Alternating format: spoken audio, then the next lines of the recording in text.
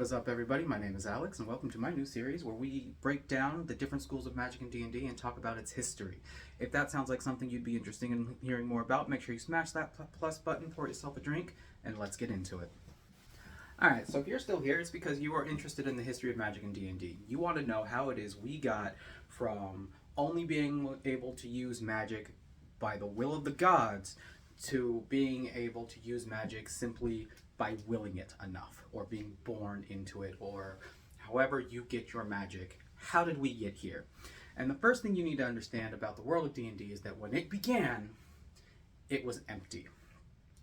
There was Lord Ao, who, depending on which version of his story you believe, either created everything we see around us in the world, or created a sphere of energy that encompassed all of space and time. And from that energy were born two entities, the first goddesses of the universe.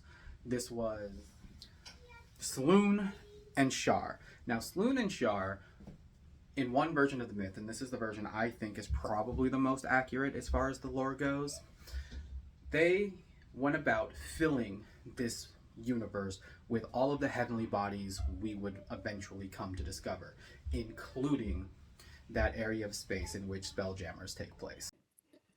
Quick editing note here. It's called the astral plane, right? At one point, they create the Earth Mother, and she beseeched Selûne and Shar, begged them rather, to give her the light and heat she would need for life to survive on her world. Selûne, all for it, ready to go. Let's do it. Let's light this candle. Shar,